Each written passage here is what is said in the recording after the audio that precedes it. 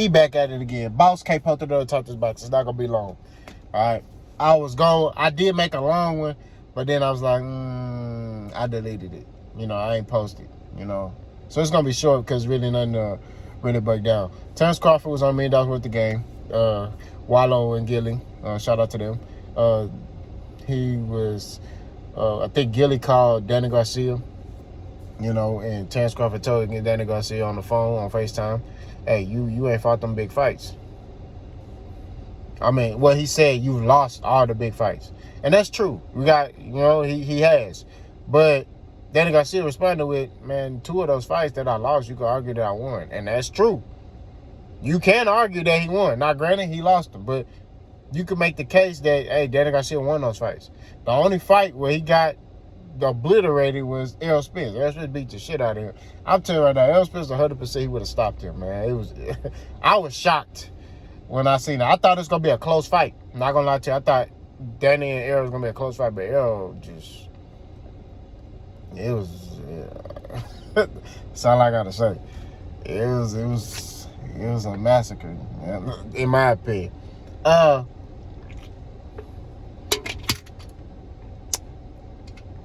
But Terrence is still on this campaign, still talking about his resume. Like, dude, you're pound for pound on ESPN and Ring Magazine. And why are you worrying about what people on the street, why are you worrying about what we're saying? Dude in the comment section talking about, and excuse me, for the ladies that's watch my channel, I'm sorry. I'm going to clean up my language for the ladies that watch my channel. I'm sorry. Please forgive me. But I'm going to say this right here, and I'm done. Dude said, it's niggas in the street. Why is he worrying about people in the street? You are Terrence Crawford. You are a millionaire. Why are you worried about what people in the street are saying? Floyd Mayweather didn't worry about what nobody was saying. Floyd fought whoever he wanted to. You know what I mean? If he felt like in his mind he fought the top fights, hey, he fought them. And that's what it is. You're Terrence Crawford. You're viewed as pound for pound. You sit there and say, this is why he be contradicting himself to me. He sits there and says, I'm pound for pound. I'm the best fighter in the world. But then you're defending your resume. Errol Spence ain't defending his resume. Ugas ain't defending his resume. Sean Porter ain't defending his resume. Danny Garcia ain't defending his resume. Keith Thurman ain't defending his resume. If you feel like you fought those top fights, there's nothing to talk about. It's nothing to discuss. But he keeps, you know what I mean? Which lets me further know, in my opinion, he knows he ain't fought them fights. He know that. So what he trying to do is manipulate the situation. And let me tell you what I mean. He can sit there and say, oh, well, Errol Spence, when he fought Kell Brook was weight drained. So the average person that don't know boxing gonna sit there and say, that makes sense. He hurt his eye. He did hurt his eye. Yeah, he was weight drained. I guarantee you a Bud Buddy gonna say that. I guarantee. I guarantee. I'll give y'all my whole check from YouTube. I guarantee you one of them Bud Buddies gonna say that. I guarantee it. My check that I get from YouTube, I'll give it to you. I guarantee you somebody gonna sit there and say, oh, Kell Brook was weight drained when he fought Errol Spence. Well, if Kell Brook was weight drained when he fought Errol Spence, then he was weight drained when he fought Terrence Crawford. Because Kell Brook ain't fought at 147 since he fought Errol Spence. So I ain't trying to hear none of that stuff. It's pointless, bro.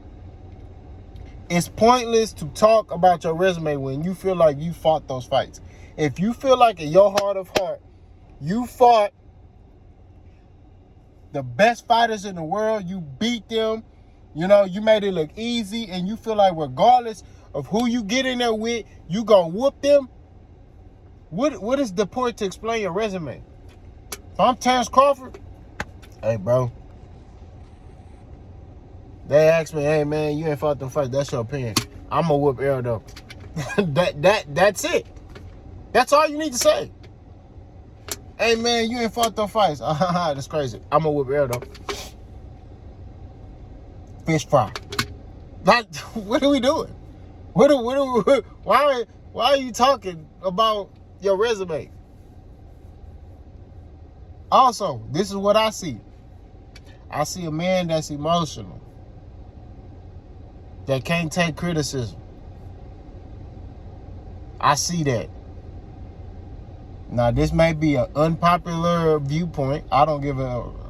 I got to keep it clean. I don't care. You know what I mean? You know, my channel, I say what I want. I see a man that's emotional and can't take criticism. I told y'all he got a bunch of yes men around him, and he can't take direct criticism. I dislike when people... This dude got a big ass truck. He parked by this little ass car. He parked real close to the front. I almost hit that car. It's ridiculous.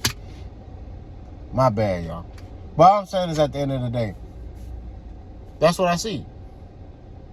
Anybody who bring up his resume, he get butt hurt. You say anything about Terrence Crawford he don't like, butt hurt. That's how I know he got a bunch of yes men around him.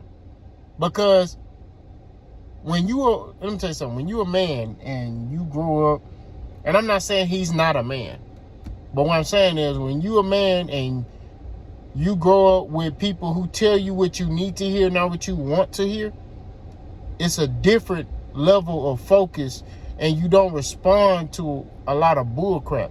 You see what I'm saying? I was raised by my pops. Story time. My dad never told me what I want to hear. He told me what I needed to hear. So that's why I could take criticism. If I'm fucking up, he'll tell me, hey, you fucking up. You tighten up, man. And that's always been me as a kid. When I was a kid and I used to hang with, you know, the wrong crowd, you know, damn near all my day one best friends when I was young, damn near all of them in jail. You know what I mean? Now, I had another set of friends, my athlete friends, and, you know, I'm still cool with some of them. But my road dogs, the dudes that I was solid with, like, you know, we'll kind of find out they was fake, but that I so-called solid with, they in jail. So it's like, at the end of the day, but my dad told me about them, which opened my eyes. I was open to hear. Now, I teach my kids that. You know what I mean? Now, I got daughters. It's different. But they could take direct criticism, and they receive it well. You get what I mean? It seems like Terrence Crawford was never taught to receive criticism. He just like, if you don't see something how he see it, it's a problem. Another thing, when he sit there and says this, if you don't agree with me, you don't know boxing. He throws that out there. If you don't agree with me, you don't know boxing. What does that sound like? So because I disagree with you, I don't know boxing? What are we doing? How do I not know boxing? So you sitting there telling me that Kell Brook was weight drained when he fought Errol Spence, and I'm telling you that if that was the case, Kell Brook was weight drained when he fought you. Nah, I don't know boxing. Who really don't know boxing? Because I'm not going to lie. When you make statements like that, Terrence, it make Terrence Crawford, anybody. If Bud Buddy, Terrence Crawford, anybody. When you sit there and you say things like that, it make you look like a casual. That's real talk. It make you look like a casual fan. And we got to call a spade a spade. You can't make statements like that. That's nah. You can't sit there and be like, yeah, man, if you don't agree with me, you don't know boxing. No. Now I get it if it's something logical, you know what I'm saying, about boxing. But you're saying that Kell Brook was weight drained when Errol Spence fought him, and he was already injured, and they rushed him to fight Errol Spence. But granted, Kell Brook and Errol Spence didn't fight till 8-9 months later. But they rushed him to fight Errol Spence.